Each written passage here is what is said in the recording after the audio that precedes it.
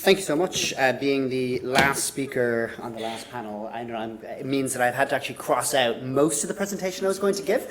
I thought I was really original before I came here today. It's like, I'm going to blow their minds, guys. And then it's been said again and again and again, which means you've gotten a really amazing group of people together. It's great to be here. I'm going to chat a little bit about, just a bit about who we are, what we do, how we construct our models, because I think that might be an interesting talking point. And then just give a few kind of thoughts that might help hopefully feed into the discussion we have afterwards. So I'm Ross, I'm the co-founder and co-CEO of Moonshot. Moonshot sits at the intersection of AI and violence prevention in a bunch of different ways, in that we have our own internal AI lab that develops models. We work with some of the larger AI labs to do red teaming and other pieces of work. We also work with community activists, figuring out how they can use this stuff more effectively, and governments on how they should be approaching it. I don't know if that makes us kind of uniquely confused or uniquely insightful. I'll lead you to be the ones who actually make up your minds. So when we think about AI, I think about the team and what we've built, and I think about how we approach that. Efficacy and ethics are sometimes talked about as if they're in conflict, and actually those things go hand in hand. So when we started looking at building our own AI models internally and training other people's AI systems, we first started looking at commercial off-the-shelf tools, the ones we've all heard of already, a bunch, Llama and others, and our conclusion was they're garbage. The first time we tested Llama on this stuff, it flagged in our sample data set, it flagged 99% of the posts as hate speech and threats. Some of the other ones flagged literally zero, even though the data set included, really overt threats. But, we didn't just then say, great, well, this stuff's useless, throw it out and move back to human analysts. We started figuring out which of these can be trained, which of these can't be trained, and which of these is good at a particular thing. And this is where we actually ended up borrowing a lot from the decades and decades of work that's been done on threat assessment, that's been done in law enforcement contexts and others, where it's not just a black box, is this a threat?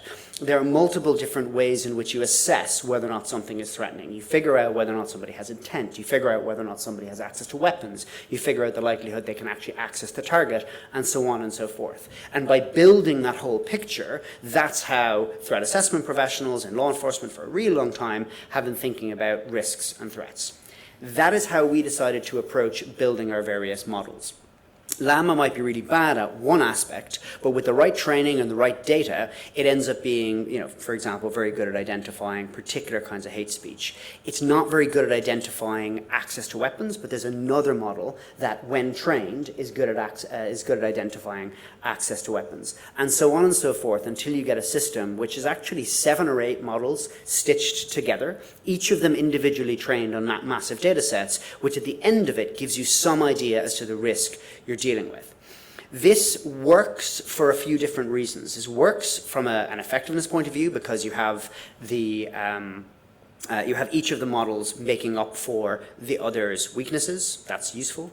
It works because you're training things on really specific data sets. If you have a data set of 10,000 threatening tweets, that's great, but there's probably 5 in there that are specific to school shootings. There's probably 3 in there that are specific to mass knife crime attacks. Whereas when you're training each individual piece of your model to be really good at one particular thing, then it makes it much more likely that it will excel at that. From an ethical point of view, it also makes it auditable. Far too often when we look at this stuff, it's kind of human analysts or a big black box whereby it says this person is a potential risk or they're not a potential risk. If you have a model that is modular, you can actually go through as and when you make a recommendation for escalation to law enforcement or a recommendation for connection to services, and you can say the reason this has been recommended is we think this person has access to a weapon, we believe that they have access to the individual, and we can audit the AI model in the exact same way as these kinds of processes would be auditable in the offline world. Likewise, when you build it in a modular way, we've spoken a lot about human in the loop, but where does that human fit in? Where it fits in when we approach this when it comes to escalation, particularly elements where there could be a law enforcement element, is where the information is de-pseudonymized.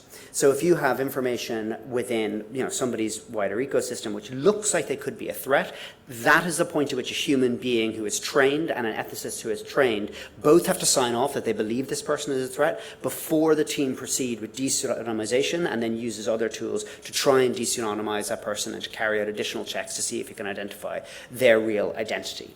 So it's by layering in models and by layering in humans that you make something that is actually more effective, auditable, and more ethical. There isn't a tension between those things. These things they actually go hand in hand. Black box thinking is a way of making something that is ineffective and is also not auditable.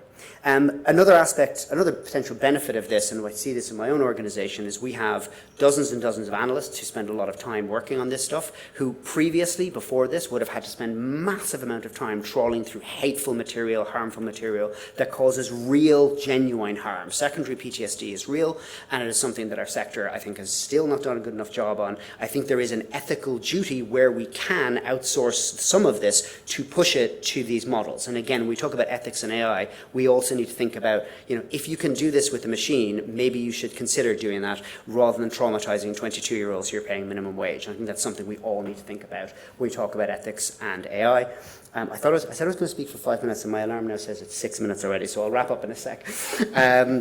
The final kind of just thought I want to put into before we go to the question is I just think that, and a lot of speakers have already said this, we need to make sure that we're thinking beyond just pure harm reduction, and we're thinking about how these systems can become protective factors in and of themselves. I think some speakers have spoken about that. We cannot just take the way we approach social media, which is like, hey, let's take down that ISIS tweet, let's redirect someone from that racist Facebook post, and try and copy and paste it onto these AI models. We need to think about how these can become protective factors in and of themselves. And the final point on this is a constant discussion we have internally, is Moonshot, in addition to having machine learning engineers, we also have clinical psychologists and others on the team who will always make the point that clinicians are the gold standard, and that is absolutely true. Individuals at risk should ideally be speaking to a clinician. However, even in the global north, in Ireland where I'm from, there can be a waiting list of 18 months to speak to a clinician. So yes, if I'm comparing a psychotherapy bot versus a clinician every time. But if I'm comparing that to an 18-month waiting list, okay, well now the conversation starts getting a bit different. If we start to look to the global south, we're talking the global coalition against ISIS here. There are countries here where there are just virtually no access at all to this kind of help. If we can make sure that the model responses are themselves protective factors, then I think that is something that we have a moral duty to lean into, and we need to make sure that we're taking off our global north blinkers when we're talking about this problem, which is truly global. Thank you very much.